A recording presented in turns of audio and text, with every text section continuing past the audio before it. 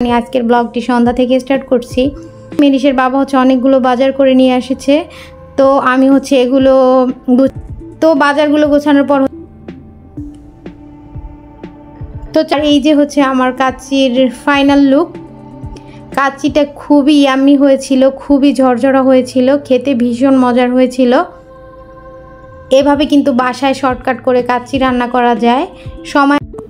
আসসালামু আলাইকুম, welcome to my channel Mary's and moms life.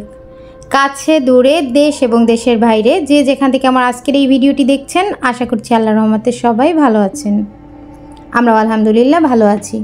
তো আজকে হচ্ছে আমি সন্ধ্যা থেকে ভিডিওটি স্টার্ট করছি, মানে আজকের ব্লগটি সন্ধ্যা থেকে স্টার্ট করছি। তো মেহেরিসের বাবা হচ্ছে অফিস থেকে আসার সময় এই যে কিছু বাজার করে নিয়ে এসেছে। আসলে এই ভিডিওটি হচ্ছে কিছুদিন আগের, তো আমার হচ্ছে আপলোড করা হয়নি, তো ভাবলাম যে আজকে আপনাদের সঙ্গে শেয়ার করে দিই। তো এই যে মেহেরিসের বাবা হচ্ছে অনেকগুলো বাজার করে নিয়ে এসেছে, তো আমি হচ্ছে এগুলো গুছিয়ে নিচ্ছিলাম। আসলে বাজারগুলো মানে যে কোনো জিনিস একটু গুছিয়ে রাখলে কাজ করার সময় সুবিধা হয়, যার কারণে হচ্ছে আমি সব কিছু একটু গুছিয়ে রাখার চেষ্টা করি। তো এই যে লিচু এনেছে, আর হচ্ছে চা, পাউডার মিল্ক, আর হচ্ছে নুডলস। মেরিসের খাবার টাবার এগুলো শেষ হয়ে গেছিলো, তো এগুলো নিয়ে এসেছে। তো আমি হচ্ছে মেরিসের খাবারগুলো করি কি যে এক জায়গায় গুছিয়ে রাখার চেষ্টা করি, যাতে করে ও যখন চায় ওকে দিতে আমার সুবিধা হয়। কাজ করার সময় গোছানো থাকলে কিন্তু কাজে কষ্টও কম হয় আর সুবিধাও হয়, সময়ও কম লাগে। তো সেজন্য হচ্ছে আমি সবসময় একটু গুছিয়ে রাখার চেষ্টা করি। তো এই যে মেরিসের খাবারগুলো সব আমি একটার মধ্যে রেখে দিচ্ছি, বিস্কিট, কেক সব কিছু হচ্ছে একটার মধ্যে রেখে দিলাম। আর এখন হচ্ছে এই যে চা, দুধ এগুলো সব হচ্ছে আমি একটার মধ্যে মানে যে জায়গায় রাখবো সেখানে নিয়ে যাচ্ছি।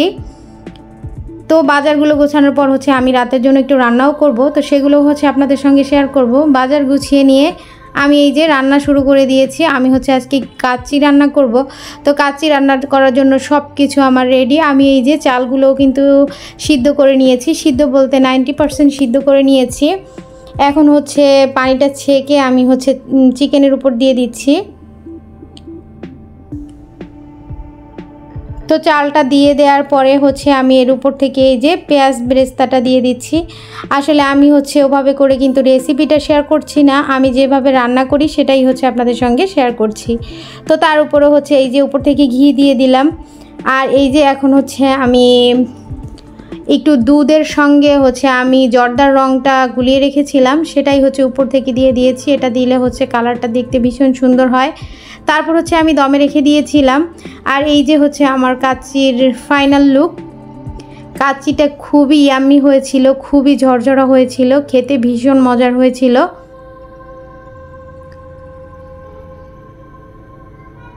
দেখতে যতটা লোভনীয় হয়েছিল, খেতে তার থেকে মাশাআল্লাহ অনেক ভালো হয়েছিল। মেরিসের বাবা হচ্ছে খেয়ে বলতেছিল যে অনেক মজা হয়েছে। তো যাই হোক, আমরা হচ্ছে খাওয়ার জন্য টেবিলে নিয়ে আসছি। আর এই যে আমি হচ্ছে বেড়ে নিচ্ছিলাম।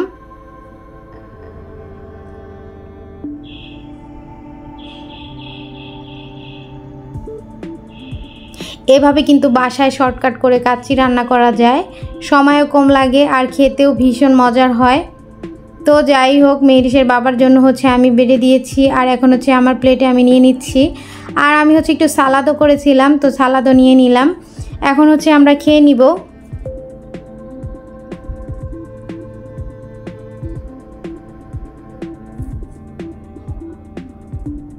আর কাচ্চি খাবো, একটু কোল্ড ড্রিঙ্কস না খেলে কিন্তু কেমন জানি একটু অসম্পূর্ণ লাগে, তো তাই আমরা হচ্ছে একটু কোল্ড ড্রিঙ্কসও নিচ্ছি। আসলে বাসায় কোল্ড ড্রিঙ্কস আনলে হচ্ছে আমাদের লুকিয়ে লুকিয়ে খেতে হয়, কারণ মেহেরিস হচ্ছে এটা দেখলে আর কিচ্ছু খাবে না, ও হচ্ছে এটাই খাবে। তো আমরা হচ্ছে একটু লুকিয়ে লুকিয়ে খাওয়ার চেষ্টা করতেছিলাম, তো অবশেষে হচ্ছে মেহেরিস দেখেই ফেলেছে। তো যাই হোক, কি আর করার। এই তো এটাই ছিল আমাদের আজকের ব্লগ। সবাই ভালো থাকবেন, সুস্থ থাকবেন। আল্লাহ হাফেজ।